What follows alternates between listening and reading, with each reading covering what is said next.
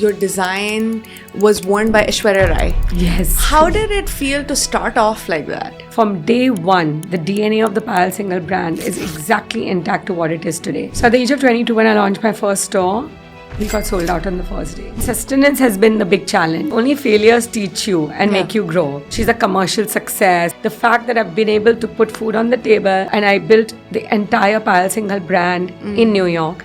And that taught me so much. People don't know this side of what happens. When a brand is doing well, that it's probably just been an uphill climb. It created a lot of anxiety, moments where I broke down. And I'm grateful to all those naysayers and all those people who said, you can't, you won't, it won't happen. I'm like, thank you. So you talked about copying, right? It's a big issue in the fashion industry. You take out a design, Chandni Chowk pe agle din milta hai. What do you have to say about that? So what is it that works in India? And what is it that works here in the US? You don't think of trying to make a quick buck. When you think of the longevity of the business, is when your business will grow and be in business for 27 years. Product is king. The best outfit goes viral. Purnia's pop-up on Madison Avenue is proof of that. Today's guest is Payal Singhal, one of India's most celebrated fashion designers, known for redefining Indian occasion wear with a contemporary twist. Her designs have been worn by celebrities, by brides, fashion enthusiasts around the world. From building a global luxury brand to navigating the evolving world of fusion, entrepreneurship and creativity is at the heart of it. We're excited to have her here in the studio today. Payal Singhal, welcome so much. Thank you for having me. Yeah, I'm so excited we are sitting here in New York City and having this conversation. I've looked at your designs from a distance and admired your work always. It's good to know what goes on behind the scenes. Yeah, I mean, it's not very glamorous behind the scenes. It's a lot of hard work. And but I love what I do. So it's been 27 years now. And I still feel like a fresher, you know. Really? And yeah. Come on, you're a veteran now. I know, but actually it's a good thing, you know, to feel like that. Like, I am a kid at heart also. So maybe that's why. But I think if you don't have that kind of, excitement or passion for what you do, it gets hard. Then it becomes monotonous and boring, you know. So it keeps me on my toes. So you started in 1999. Yes. That's when you first launched your label. Yes. And your design was worn by Aishwarya Rai. Yes. How did it feel to start off like that? So actually, Aishwarya wore my outfit in 1992. Oh, really? Way before? When I was 15. Oh my God. Okay, tell me that story. So basically, there's this very big retail giant in India, similar to a Macy's, called Shoppers Stop. Yes. And in 1992, the Rahejas were launching Shoppers Stop in India as mental store. And they ran a contest in the newspaper called Shoppers Stop Designer of the Year. And they opened it up to the public. They said anyone can apply. So it had no age restriction, no education, no experience. So I just finished my 10th standard and I decided to send in a sketch. And the sketch got selected. Then I got in those days there were letters, no emails, saying that please make this garment in a budget of 2,000 rupees. Because it was like a Pret line, they were working on. And they were going to launch, the winner was going to be selling in Shoppers Stop. So at 15, I was selling at Shoppers Stop, which is the first retail giant of departmental store of India. Anyway, so I made the garment and I submitted it. I went away for my summer holiday. And when I came back from the summer holiday, there was a letter under my door that's saying that, your garment has been selected to be in the fashion show. Please come for the event. And there were only 2 tickets. So me and my dad went. My dad used to be in the garment business also. And, a fashion enthusiast and wanted to be a designer himself. So we both went. And while we were sitting in the audience, Aishwarya Rai walks wearing my outfit. And I won the contest. And I was 15. Nice. And there was no looking back since then. At 15 years of age, many of us don't even know what we're doing, right? We have no awareness of the world around us. We're just sort of starting to figure ourselves out, right? Yeah. Our identity, our being. Did you always have this knack for designing? You said your father was into it. Yeah. But what sort of inspired you to get onto it so early? My grandfather was a very famous artist, painter. Because of his art, he was also, he used to photograph, so he was very, very well known for his Adivasi paintings of the different Adivasi tribes in India. So he used to go and photograph them and bring back the photographs from these remote places and paint. So he was also he had become an extremely well-known photographer. And then Raj Kapoor actually discovered him and styled Satyam Shivam Sundaram based on his paintings. So that's how he got into Bollywood. And he has photographed everyone from like Saira Banu to Katrina Kaif. And I grew up with that. So I grew up in a house where film stars, actors, directors were in the studio, in the house. So many actresses have lived in our house, like Mandakini and Khushbu and stuff. And my father grew up in that environment, and he wanted to be... We had creative genes from him. And my father started a garment business called London Fashions, which was the first retail chain store of India. Where we made denims from different UK brands and then invented it with like Western clothing made in India. Before that, there was no ready-to-wear Western clothes in India. This is in the 70s. So I grew up with that. It was kind of natural. So it was like you were meant to do that. I grew up in that house. The reason I explained all this was to tell you that this was what was going on at home. Like from the time I could speak, this was what was happening. So there was no sort of other way out. You had to be in the creative I mean, of course, if I had some other passion, they would have encouraged me. But I mean, very sad to say this, but you know, girls are allowed to do what they want. They put a lot of restrictions on boys. You know, you have to have a career and this and that. Nobody thought, I'm talking about in the 70s, nobody thought that, oh, like this would become such a big career for me. They're like, you know? "ठीक है, बच्ची कर रही करने दो." Yeah, she's interested in, I was very good at art, craft, obviously, sketching, drawing, painting. I was confused between fashion and art, by the way. Even though I won that award at 15, I still gave my parents a really hard time when I was 18, trying to pick which, college to go to, like whether I should go to JJ School of Art to do art, because I was very inspired by my grandfather and very close to him, or go to SNDT to do fashion. It was like this thing. And then again, you know, because of the award and stuff. And also I'm a little impatient. So I realized as an artist, ek mahina, I don't know if I'm going to be able to have the patience to finish a painting. So that I went to fashion school. So talk to me about your journey going to SNDT, then later to New York. What was that like, and how did it shape you and make you the person you are today? The funny thing is, SNDT in my time was the only fashion school in Mumbai. And it was all the top women designers of Mumbai are from SNDT.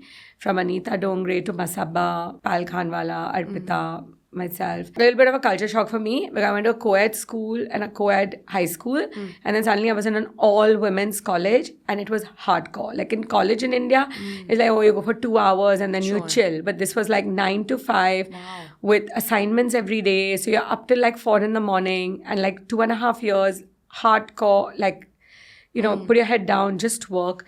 And I think that really inculcated the culture of dedication, resilience, hard work in me.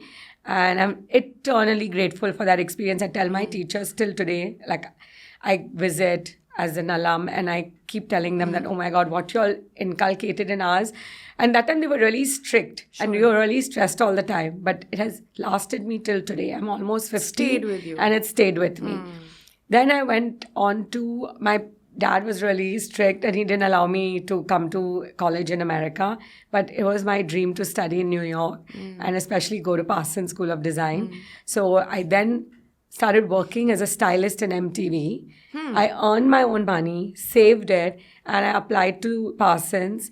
And I came for credits for a semester in the summer. So I did a summer with them, which was equivalent to credits of one semester, with the hope that I would do a 2-year associate's program. But again, I think, you know, at some level, I have the creative gene from my father's side, but I have the entrepreneurial streak from my mom's side. She's a Marwadi, and we're all hardcore banyas. And my nana was a very big entrepreneur too. So I was impatient. After I finished summer school at Parsons, I just wanted to launch my label. Wow. So I went back to India. I was almost 22. I launched Payal Singhal. But that's very early. How did you get that conviction that you want your own label and not work for someone else? I mean, I was so convinced. I told my dad, I will not work for you.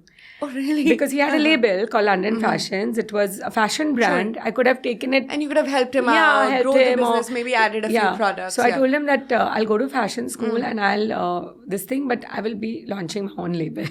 I have no idea how I thought all this. And I had more confidence then, I think, than I even have today. Really? But sometimes that happens, na? Like I think you get jaded with information and knowledge. When you're innocent and your mind is kind of blank, you are more yourself, your truest self. And I was there was no question in my mind. I was like, I'm going to launch a label. And my dad gave me a very interesting piece of advice at that point of time. He said, okay, sure, if this is the career you want to do, within fashion, there are multiple choices, Sure. you know, like you can be a curator, you can be a stylist, you can be in movies, like you can be a film costume designer. Right. What do you want to do? And in those days, I used to love Suneet Verma. You know, I said, I want to be a designer like Suneet Verma because he used to do fusion clothing. And he was one of the first Indian designers to do it.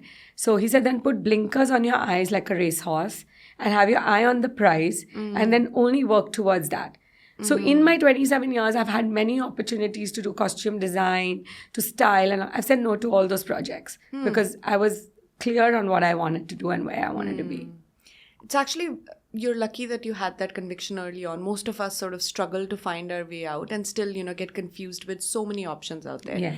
So you talked a little bit about fusion wear. Did you always start out with contemporary designs, like, traditional with a little bit of twist of contemporary, or did you evolve as a designer? Like I said, as clear as I was, the fact that I wanted to be a designer and that I wanted to have my own label, from day one, the DNA of the Payal Singhal brand is exactly intact to what it is today.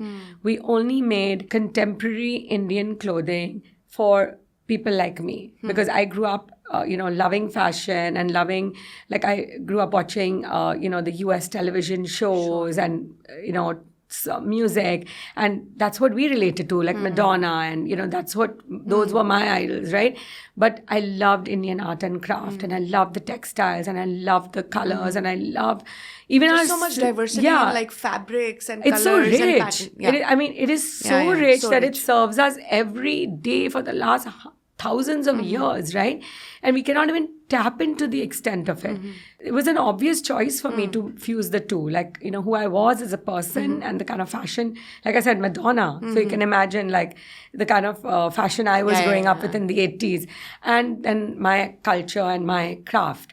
And from day one, I was in 1999, the first collection that I launched with my first store had backless kurtas, stretch kurtas, no dupattas, and we still do stuff like that today. So how did the community react to that? Was there like backlash, or did people embrace that first collection? So at the age of 22, when I launched my first store, we got sold out on the first day. Sometimes it's not good to have such instant success, is what I tell my son also now. It was a huge success. We were instantly like lapped up. The press, the customers, the media, everything. And for the first 5 years, I enjoyed being like the new it girl, or the new it brand. And of course, then after that, sustenance has been the big challenge, right? And I think those real lessons I learned later because only failures teach you and make you grow, right? Success doesn't. And we were very lucky. I was very, very grateful. But I think when you have an original point of view and a real, honest, authentic point of view, people gravitate and they understand it immediately. And the struggles were later, actually. Initially I had none. So how easy or difficult is it to stay authentic, especially in today's time where there's so much influence from the outside? Are you still able to really look inside and stay true to who you are as a designer? I don't struggle with being authentic to myself. I struggle with justifying myself to people. My business partners, which are my mom and my husband, to the audience, to the press. For 27 years, the kind of things I've had to hear, like, the stuff that people are lapping up today and calling trend and India's shining, blah, blah, blah, was like, it's too blingy, it's too commercial, she's a commercial success. And like it's a bad thing, right? And today everyone is dying to be a commercial success. But these are things that were said in press. They were like things put in the newspaper saying that, Payal Singhal's doing really well, but, she's very commercially successful. It's like... But isn't that supposed to be a good thing? But I was young, right? And I had to face all these kind of comments. Like, see, when you put yourself out there today with 30 years of experience and after so many years of being in the public eye, I'm very calm about it. But as a young, angsty teenager or young adult, I was very like feisty and I was like, what do they think? And also you do sort of take And you some take of it that criticism. personally. Yeah, Yeah, personally, you take it right? personally. Especially in the Yeah. younger years, because you are prone to Yeah. what others think of course, you, your collection, of course. right? Nobody's Nobody's immune. So even though I was very sure about what I wanted to do in my career, but I was still discovering myself as a person. So that's where, all the insecurities creep in. And like today I can argue back and say like, dude, I have a label since 27. Just keeping your shop open for 27 years is a big deal. So hard.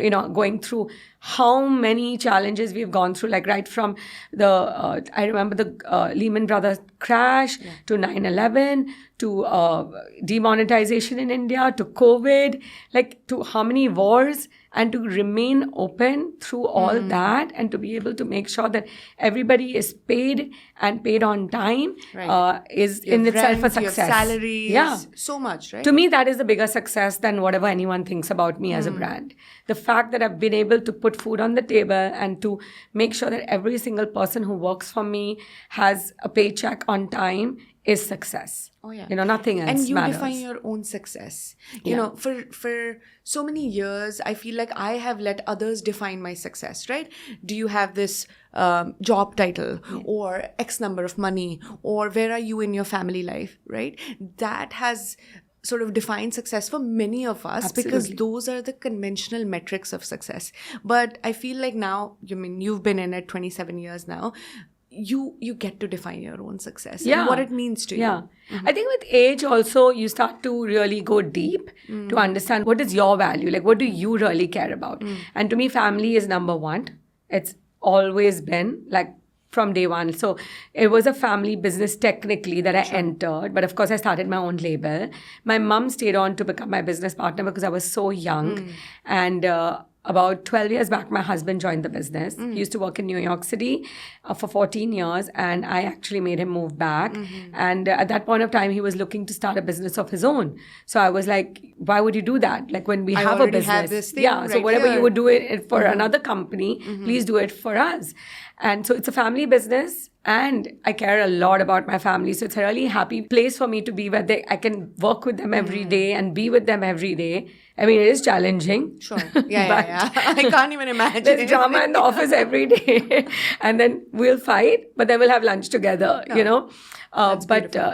whole world revolves around my family. I do everything for them and with them. So that's number one. My passion for art, creativity, design is the second most important thing.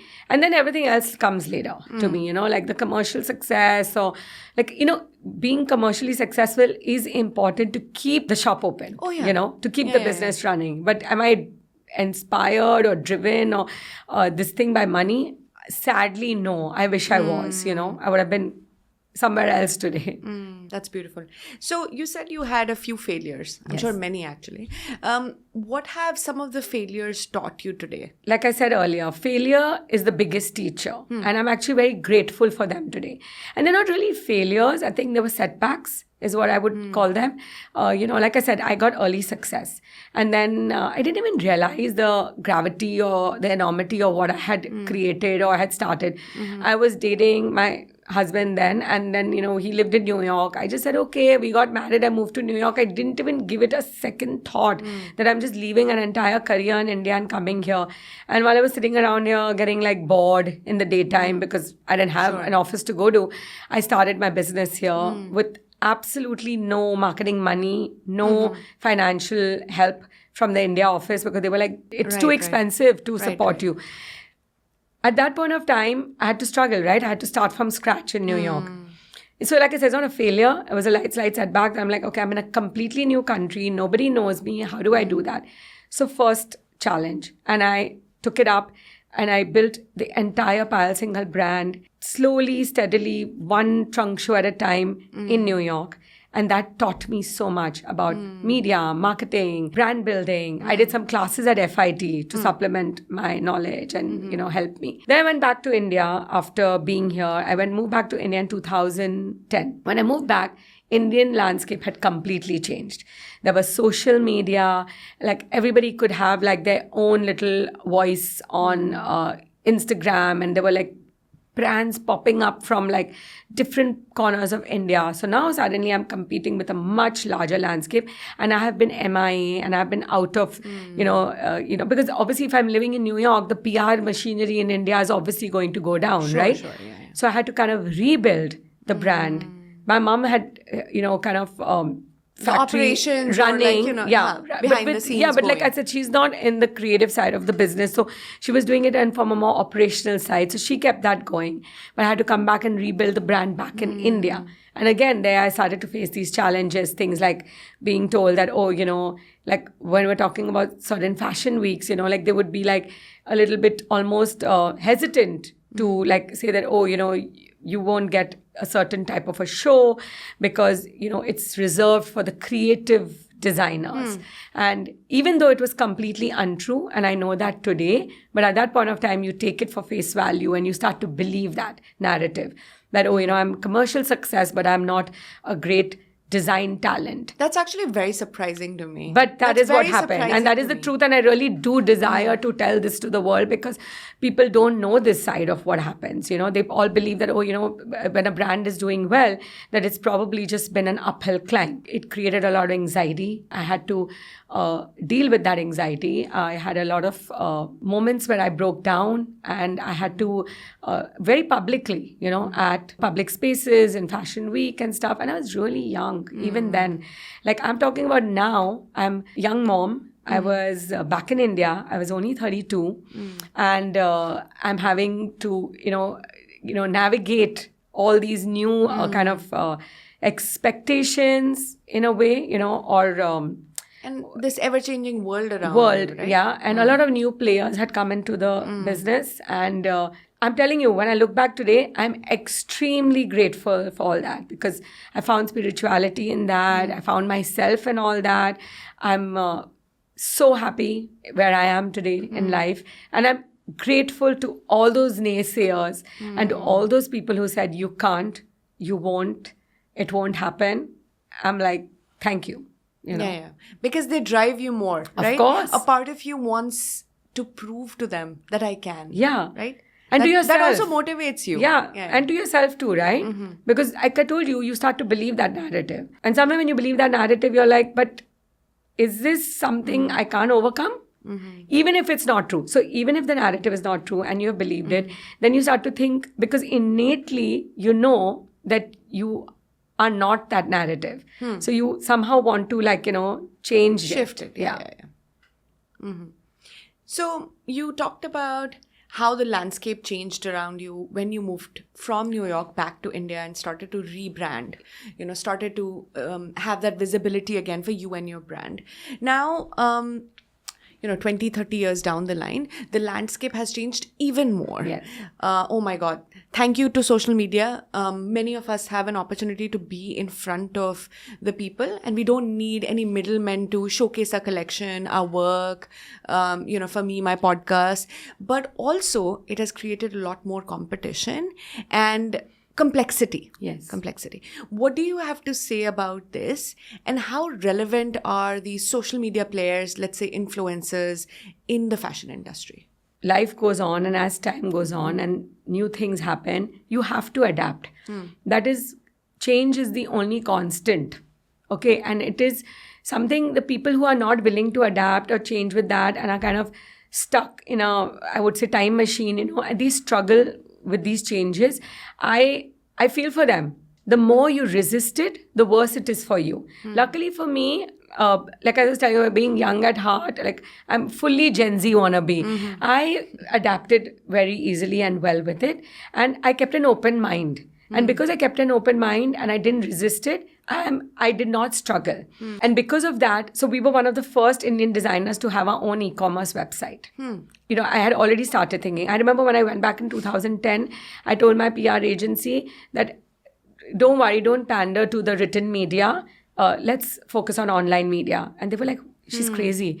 Because back in 2010, everyone wanted an article in Vogue, in the magazine, in the printed magazine. And I was like, that's the time we lived in, right? Yes. We all went to Vogue. Yeah.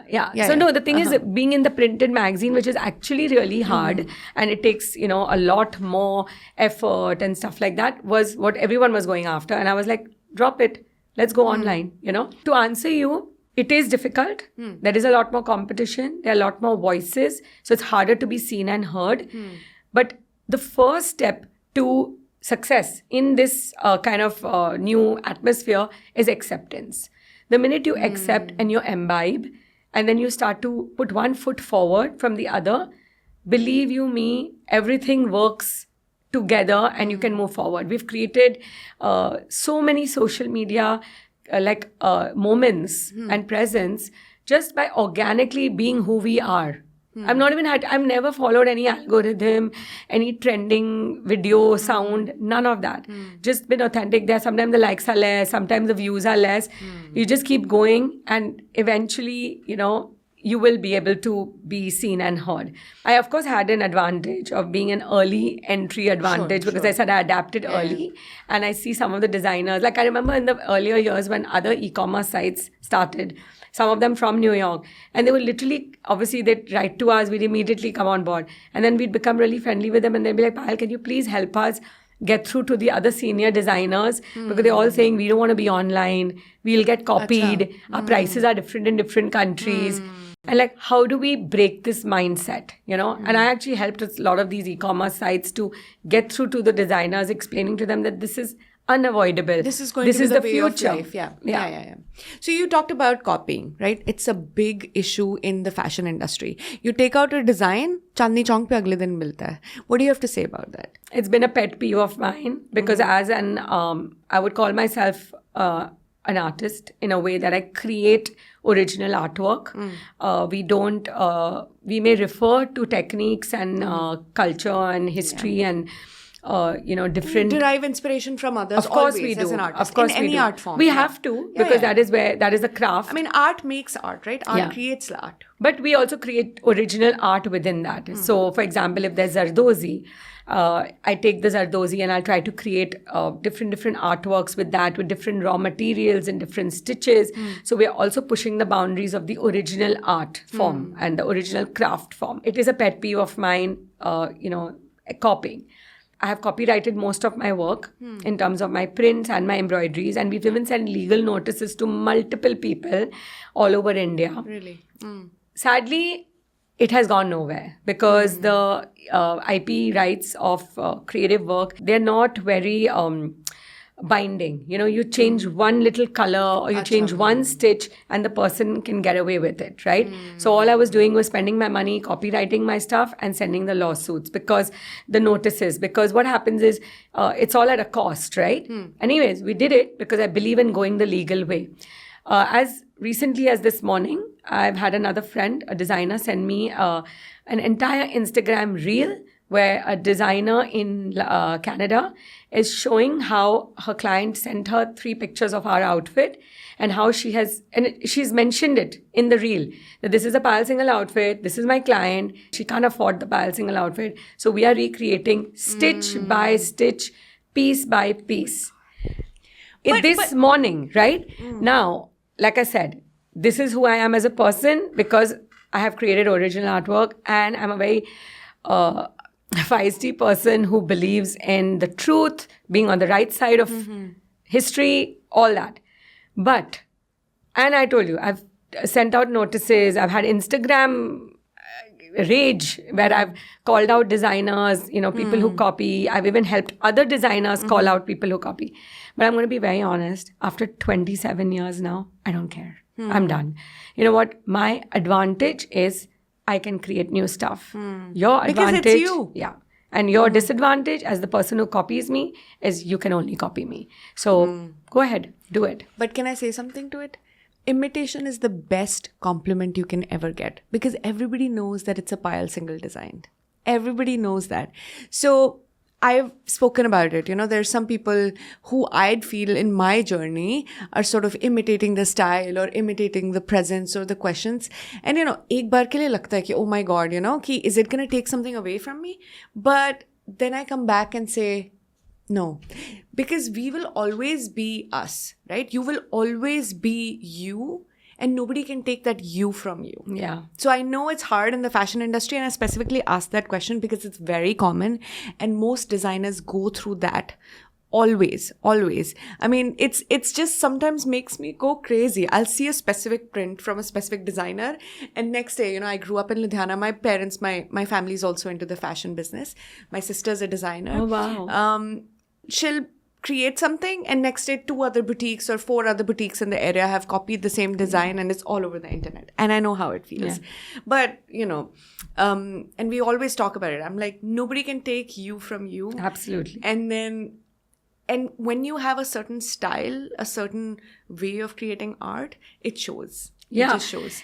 See, the thing is, it takes time and maturity to be so zen about it. And I'm going to not lie. Absolutely. I've had rage about it. I've been upset about it. I've cried. I've called out people. And the whole drama has played out on social media and in the public eye. But now today, and you know what, honestly, I don't blame myself for that time. Okay. It's who I was then. You want credit okay for to your be work, a little right? feisty. It's okay to be, fight for your rights. But today, I like I said, it's wasting my energy and it is taking away from me, and that doesn't serve me anymore. So I'm not interested in doing that anymore. And I'm like, let them enjoy it. It does hurt people's businesses. Let me tell you that, It's a very... This imitation is the best form of flattery. It's like a consolation that you give to yourself, right? Like, dude, I am very flattered. Everybody copies, but eventually it does hurt the business. Yeah, it does. Because every single piece that someone else copies is something that someone doesn't buy from you, We're not that expensive as a brand. So I'm actually wondering, a little bit of the social responsibility comes on to the client also. Right. Here's something I'm going to say in the public interest, that as much as we keep blaming these designers who are copying us, and absolutely it's on their conscience that they are doing it, eventually to make your bread and butter of someone else's hard work. Think about it, sleep with it. That's on their conscience. But what about the consumer? How shameless is the consumer? That they are not realizing that they are literally taking away someone's work. Yeah. It's like you're robbing me of my work. It's not right. I'm okay with it now, and I've let it go. And it's like I said, it's part and parcel of the game. Like I remember growing up in India to The Bold and the Beautiful, the show. And in that, there used to be the House of Forrester and the House of Spectra. And it used to be, the House of Spectra used to imitate the House of Forrester. And very early, I was, I think, 15, 16 when I was watching this soap opera in India. And at that time, I already knew that the copy business has to exist. You see, today with these big brands, everybody cannot afford it. Like everyone can't afford a Chanel. So you have to go to Zara, right? So I understand that is the landscape. But eventually, as someone who's a person who creates that work, it hurts. It's like something you have to sit with. But yeah, as a mature adult, I understand that I do not want to engage with it anymore. Yeah. So if we talk specifically about the business part of it, designing is one, which probably people know you for, but there's so much that goes behind putting that product on the rack. Yeah. Right? So talk to me about what is it that you do as a business owner, not a designer, from beginning to end? First, I don't sleep. Oh my God. I do everything. I think I do a bit too much. I don't know how to delegate, sadly. I'm trying to learn that now. Everything. So, where do I begin? Let's talk about running the factory, right? So, right from sourcing of fabrics to creating the prints to creating the embroideries. Like I said, that's part of the creative. But also looking into the manufacturing, every single client order or piece that's made, contrary to what people think, that we just sit at fashion shows and stuff. I look at the cutting papers. I look at the final product before it leaves the office. I want to give it one last look. I'm on over 1,000 WhatsApp groups just for work. I'm in every single retail store group, to every social media group, to every client group. It's endless. To hiring people, that's part of my thing. Interviewing, making sure I get the right fit, training those people. 90% of the staff is trained under me, directly under me. Working with the masters, the embroidery guys.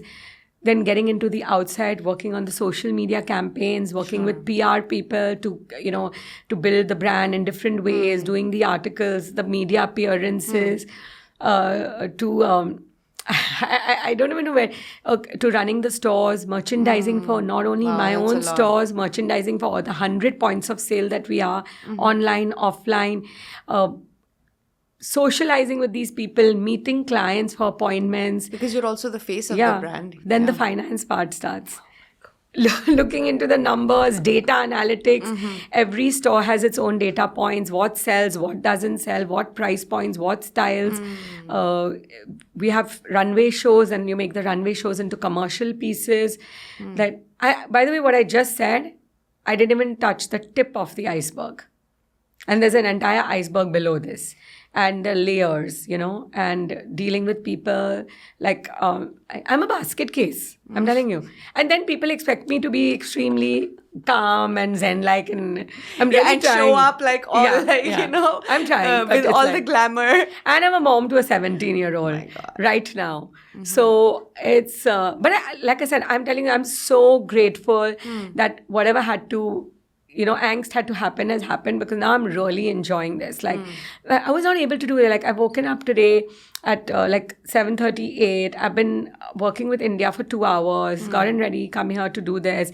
After this, I'm going to be spending some time with my family in New York City. And after that, around 8 p.m., I'm going to start working with India again. So it's pretty much how I do it. So you opened a store in New York City, and you now again have your collection here at Panya's Pop-Up, and you've been in Indian market for several years now. So what is it that works in India, and what is it that works here in the US? So, and this is really amazing. A lot of people ask me this question, and actually, I don't know if this is true to other designers, but for us, as the brand Payal Singhal, we don't change a pin. Seriously? Not even a tassel.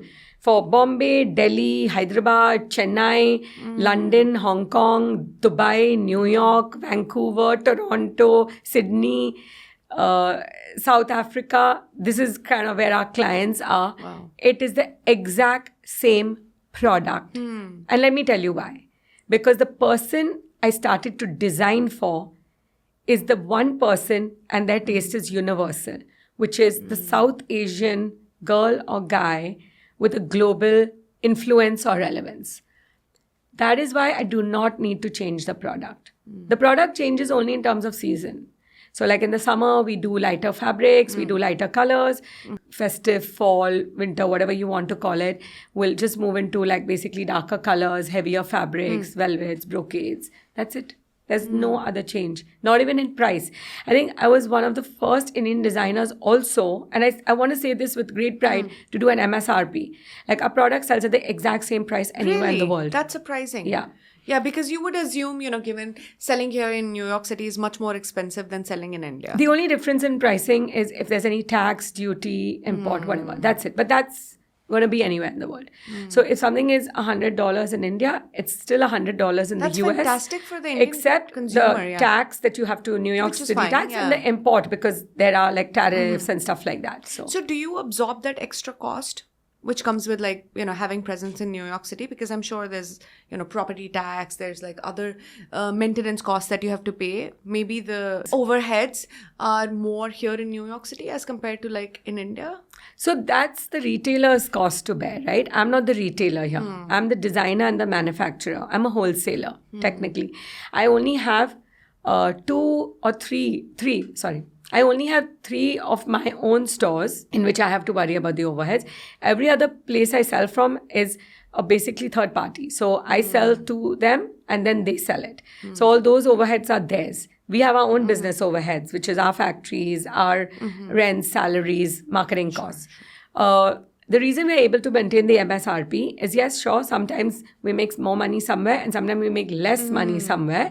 So it balances out. That balances it out. But also it is my endeavor to make sure that the customer does not have to pay the brunt for it. And that's why I'm okay to, it's a long-term thinking, in the business. Because there are designers who will put up something in a certain price. Everyone is learning the hard way now not to do that, but they have been in the past. They'll put something in a different price and then because with social media it's such a small world now. So you'll figure out quickly like how much it's sold for. Because the client can see it, right? The clients can go online and see your prices on the website. They can go to your Instagram account, they can check it, and then they can send you a DM. That's another thing. I think being a person who believes in complete ethical practices, there's so many times when, because there's some taxes internationally, sometimes when the client will send you a DM saying that, hi, I'd like to know how much this outfit is. And I'm actually known for this. Like, I'll recognize the picture that the client has sent, like which trial room it is in which country. And I'll say, yeah, it's the same price as the store that you tried it on in.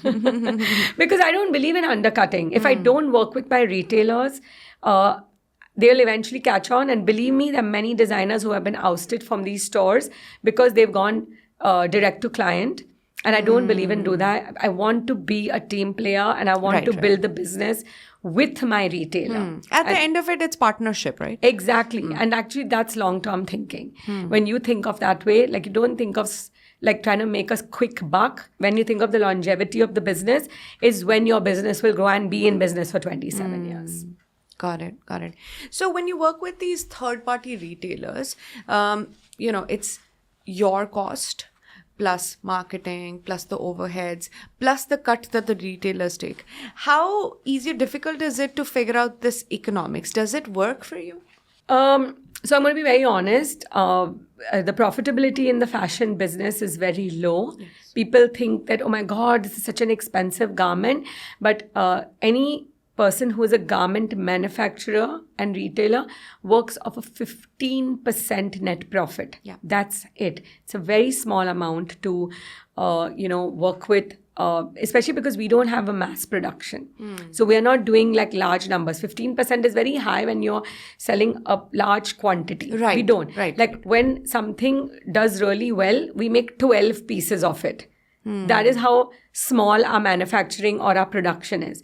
And once we reach like about 10 pieces sold out of the 12, we make another 12. Like that's how slow production, or basically how we make it in small batches. So 15% is a very low amount. But like I said, to me, I rather make money in a longer period of time and have my customer enjoy the product and not feel stressed while buying and it. come back to you. Yeah, I can raise my prices if I want to. And I've been told by many retailers to do that. But I also think about the customer. I'm not only, actually I first think of the customer, then the retailer, and third about us as a business, which is probably not a good thing, not great advice. But this is who I am as a person, and this is the kind of experience I want my customers to have. Because if somebody's connected with you as a client from, let's say, day one, they want that consistency, right? They want to be able to afford your product. And also, in a market like India, I know affordability is key to run a business. Yes. So we can't forget the needs of the community and be like, acha, hum to itne ka hi bechenge, tum dekh lo. No, see, I'll tell you what, it's each to their own. I'm not judging. I am telling you that there are certain things which I'm doing more because it's intentional and by me as a person to align with my value system. It may not be great for the business. But I also am going to tell you that, and I'm not trying to make it affordable, like cheap. I'm just saying this is the value, this is what you pay. What you pay is what you get. I'm not overcharging you just to build in all these costs and to be extra profitable. Now, I'll tell you what I have earned because of this, or what I am enjoying because of this, is I have customers for 27 years. They stay, they come back every year. I've been coming to New York for the last 27 years and doing a pop-up every summer. I have some customers who have been coming to me for 27 years. They have garments that they have from that time, which now their teenage daughters are wearing. They have worn our clothes for time when they were attending other people's weddings, their own engagements, their own weddings, their birth announcements, to their baby showers, to their children's first birthdays, 10-year anniversary to 25th wedding anniversary. the same client. How special. And that exactly, that these are the things that I am working for, Money is important and it will come, and that's what I always believe in. So I am not into that 500 crore turnover game right now. And, I've resisted investment also because of that, because this is the real passion. This is the experience I'm talking about, that I enjoy being like, I actually myself connect with so many of my customers all over the world. They have my WhatsApp number, they can DM me, I reply to them. It's like a family, And also something which people don't know, because I used to get asked this a lot about, how are you a sustainable brand? Because the fashion business is such a big, huge pollutant to the environment. And I was like, from day one that we launched, we've given a lifelong customer service to our product. And a lot of clients don't know this, but people bring back clothes after 10 years. To get them 20 fixed. years, fixed, alter, to make it to my niece's size, my daughter's size. I put on weight, opened it up. This embroidery is coming out. Except for when someone drops a bowl of chicken curry on themselves, that I cannot do anything to it. But if I can fix it, we fix it at no charge. And of course, it's something which needs replacement. We still accept it and we still do it at the cost of what that alteration would be. That's really unique. I don't know if many brands do that. I know nobody does it. Yeah. I get people. I was trying to think if anybody else I know does it. I get a lot of flack from, I told you, my business partners, which is my family, for doing these kind of crazy things. But like I said, to me, it's a passion business. It is something which is a business, and I am an entrepreneur also. But the core of the business is my real desire to connect with the community. No, I can see how that can be really beneficial as a woman, as a mom, who I've changed multiple sizes, grown out of something, grown in something. So, that's really helpful. The main reason that we get rid of certain clothes are like, they don't fit us very well. They don't fit you. Yeah. Exactly. But if the garment evolves with you, also, I'd keep it. And also just goes to show, if someone has my outfit for 10 to 15 years, the quality that we made it with, which is why sometimes, when most people don't think we're expensive, but the few people who do, they only realize the value after they bought a Payal Singhal outfit and it's been in their wardrobe for 10 years and they're still wearing it. I had the owner of Parley, which is one of our biggest companies in India. Her secretary called me up to say, ma'am wants to send one of her outfits that she's bought from you 15 years back. Can you fix it? I said, yeah, sure. What would you like me to do? She's saying, she'd just like you to fix the embroidery and take it out. And I'm thinking to myself, why does she want that? I said, she doesn't want something new. She's saying, no, ma'am just loves the outfit so much that she would like to. This is the owner of Parley. So I'm just trying to say that's the kind of satisfaction I have in my business that I just absolutely thrive on. So celebrities are a big part of the fashion business, right? But now with social media and other platforms, influencers have also become sort of the faces of the brands. And sometimes brands sell more through these influencers than through celebrities because there's that relatability factor. How relevant are celebrities in 2026? I say this on many platforms, and I'm sure the celebrities are not happy to hear it, but I don't think they're that important. They are great brand ambassadors, and they're as important as a bride. We've gotten sometimes more orders and more eyeballs and more likes and more shares on a beautiful bride wearing an outfit, just looking ethereal, than we've had with some top celebrities wearing our outfits. So if you're talking about conversion, I would say that it doesn't matter. I don't really think that I'm not saying that they don't. There could be something somebody wears and that becomes, like viral or gets a lot of orders. But I actually think it's product which is king. So when I have to look at data and I'll see that a Payal Singhal outfit worn by a top celebrity, a beautiful bride, or just a nice fashionista, like a girl who's really cool, and an influencer, the commonality on something which goes viral is the outfit. The best outfit goes viral. It's not who wore it. That is a fact. This is like, anyone can dispute this and I don't care. This is a fact. I have been in this far too long to tell you that anything otherwise. This is exactly the truth. Product is king. The best outfit goes viral, not the celebrity or the influencer or the bride. And have you had any crazy stories dressing up a celebrity? So, as I told you right at the beginning of my career, my dad told me that you need to be very focused on what you want to do. And I never enjoyed styling. I thought it was, I personally got very bored doing it because it was just like, I'm just picking up clothes and taking it to someone. So I stayed away from it, right? So I do not, except for my really close friends, some of them who are, in the movie business, who I directly deal with in terms of for clothing, I work through stylists for them. So I have to deal with no crazy stories. I do not have to deal with the drama and the tantrums at all. Most So of the you girls who saved yourself some completely headspace. yeah. And the ones who work with me directly are my friends, so they are very tolerant of me. But I'm also very available and approachable, and I think they appreciate that and they like that. So. And what do you think of representation of Indian designers and Indian wear on global stages? How do you feel where we are with that? I'm actually very excited to, at the time we're living in now, and that so many Indian designers are showing at international fashion weeks like Paris Fashion Week and Milan Fashion Week, and some of them are my friends, and I'm very, very proud. And I'm very, very proud to be an Indian designer at a time like this. Is it something that, oh my God, finally, yay? No, it's a little bit too little, a little bit too late. The world should have sat up and taken notice a long, long time back. Right. But chalo, at least we got here.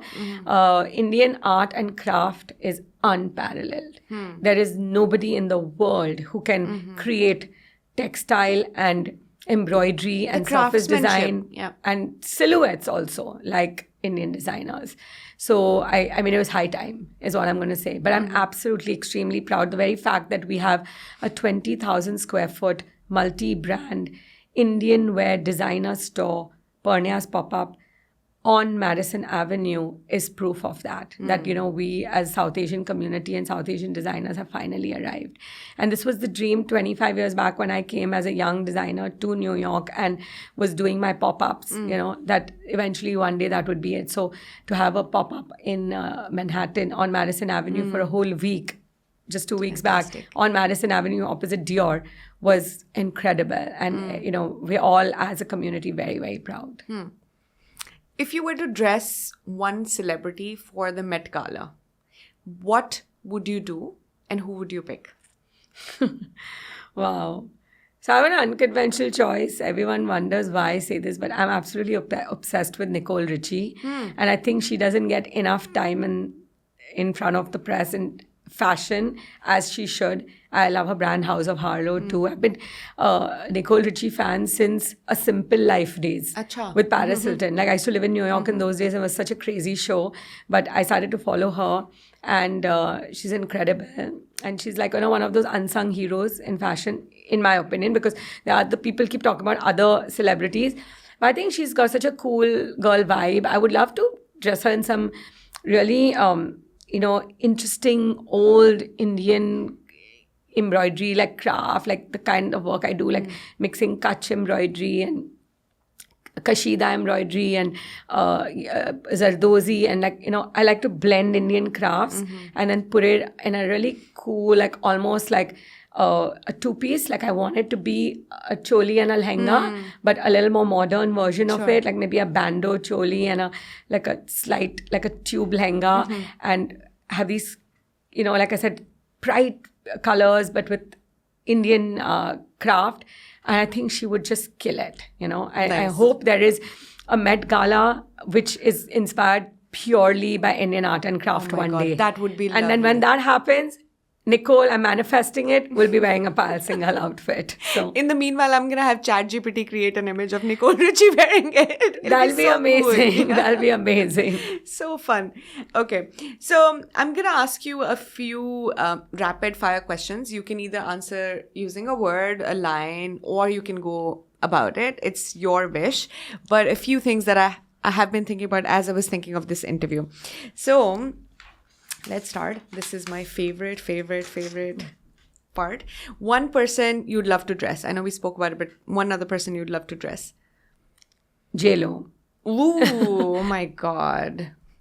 Favorite designer? Anamika Khanna. One fashion trend you wish would disappear? I say this all the time, skinny jeans. And I'm so over them, honestly. yeah, actually more than skinny jeans, low-waisted skinny jeans. I mean, I don't even know how anyone can even like, so uncomfortable. I wore them. I will be honest, I wore them. It's not my favorite memory. I don't think I'm ever Same doing here. it again. I think I have PTSD because as a voluptuous girl and someone who is well endowed, I was like it was trauma. So But I have think PTSD. about it sometimes. I'm like, why did we do it? Why did we feel like we had to do it? Exactly. I mean, yeah. So I love where I we guess are we at were right now. teenagers and we were impressionable. Yes. That's where I'd leave it at. Mumbai or New York? Oh my God, I can't choose. You have to. 50-50. Vada pav or bagel? Okay, I'm going to be disloyal. Bagel. Oh no! Mumbai local or New York subway, which is tougher? Mumbai local. Yeah, by far. Yeah. I mean, I have my fun stories from New York subway Yeah, also. of course, The but- rats, the Yeah. craziness, Yes, but yeah. yeah, Mumbai local, Yeah. I mean, beats it. Favorite city for fashion inspiration? Oh, wow. Again, I don't want to be disloyal to my favorite New York. And New York has been in the DNA of the Payal Singhal brand. But I would say Paris for this one. Yeah. One wardrobe item you can't live without. Right now, I'm currently obsessed with my barrel jeans. And I feel like sleeping with them because they're so comfortable and not skinny jeans. Stretchy also. Yes. Yeah. Most underrated fashion destination? Most underrated fashion destination. Okay, I'm going to say Goa. Really? Yes. I mean, I would think Milan, No. Paris, somewhere in Europe. No, I mean, I'm thinking to myself that we talk about so many places all over the world where we're talking about fashion being inspiring. Sure. Please just come to Goa. It is absolutely a mecca. I need to. It is like a melting pot of design because not only do we have fantastic Indian designers showing their resort wear there. And personally, I am a resort wear designer too, in a way. Right. But we also have some international designers coming in and creating resort wear. And so many people from all over the world come there, And in terms of something which is like not spoken about, that's why I'm saying Goa. It's something which is a hidden gem in terms of design inspiration. Interesting. One word that describes Payal Singhal today. I don't know. This is tough, but to say it in one word, I'll say content. It's beautiful. It's hard to get there, but I'm Yeah. so glad that you are. Why do most designers wear black? Oh my God, guilty as charged. And New York is the one place that taught me how to wear black at 6 a.m. I don't know. I think it's a decision-making fatigue. For me, that definitely it is. I have to think about clothes and color and fabric and texture and textile for so many people. And when it comes to me, it's just like, it's just easy, But it's so contrary, right? You would assume the designer would wear their own clothes, but never have I seen designers wearing anything colorful, anything out of the world. I don't know. I always think like, is it because they don't want to overshadow the models wearing or other people wearing their design, especially on the, ramp?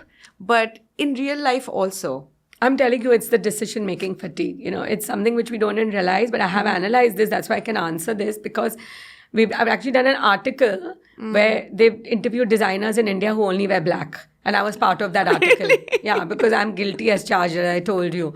And it's just, you're right. Like, also because I'm in such colorful spaces all the time, like my fabric room, the embroidery room, that I feel like on me, and also I think for me, it's age now, I'm becoming a more neutral person in my personal, like I want, more calmer colors, like which don't have too much going on. And when I wear Indian clothes, I'm happy to be vibrant, Sure. But in my day-to-day life, I think I go towards more like white, beige, gray, blue, just more mentally calming colors, I feel. Any parting words to aspiring fashion designers or entrepreneurs? So to young designers, I always say that even when it gets hard, please be true to your voice. Don't listen to every little voice that comes to you. For 27 years, I've been told, make this kind of a lehenga, make these kind of suits, make this. And I have fought with everybody and stuck to my guns. And I know, I think people seem to think that we are very successful, and not for me. I still need to get there, and I know I will one day. And to entrepreneurs, I say that don't undervalue education. I never went to business school. I only studied fashion, and that's my biggest regret. And every single day I do some classes for business. I want to go. Still. Yeah, I'm going to go. When my son goes to college next year, I'm going to go to business school. I have decided. Because I think it's very, very important to educate yourself, especially in operations, finance, legal, because otherwise you're always going to be playing catch up. So. And it's also so important to constantly keep learning and evolving, right? As we were talking about earlier. Yeah, like Desi people love to be like Jugadu, and they love to so we'll figure it out. We'll start the business. But honestly, education is very important, and you need to study business, and you need to be constantly touching base with it to be successful. I'm glad you said that, because in today's time, all of us are questioning if conventional education is relevant anymore, right? With AI abrupting and you have information at the tips of your fingers. We don't know if information or that learning that you get from conventional education is relevant or not. But I also think about it a lot. But there's so many things that you learn outside of just, the coursework. Yes. The skills that we talked about, right? Putting your head down and working. Yeah. Also working with others.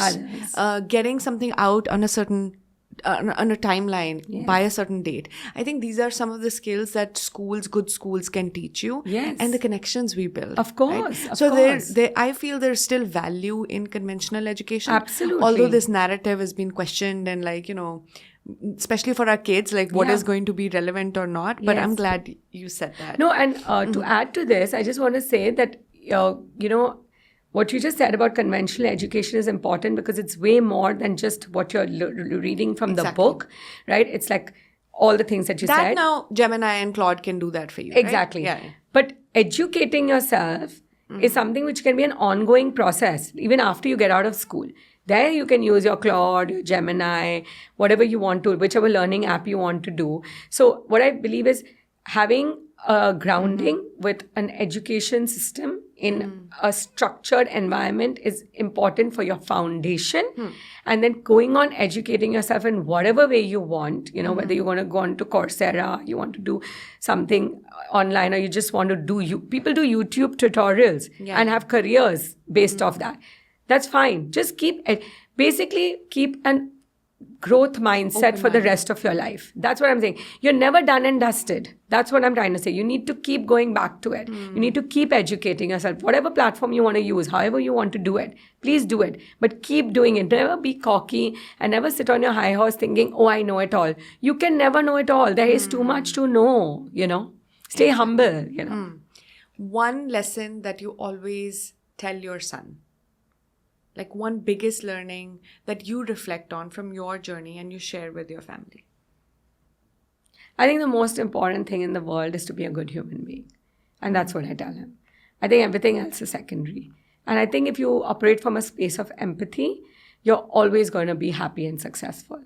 And I think for my son, eventually, after everything that I've been through, and I've been in a very, like I said, in front of the house kind of a career, right? I feel like what's the most important thing is to be a good person and to be content and happy. And like I said, everything else is secondary to that value system. Love it. Thank you so much, Payal. I had a fantastic time talking to you and having you face to face and getting that little piece of you, that young Payal, her motivation, her inspiration. And I hope I can learn a thing or two from you. Thank you so much. Oh, you're so sweet. Thank you so much for having me. It's truly been an honor for me. Thank you.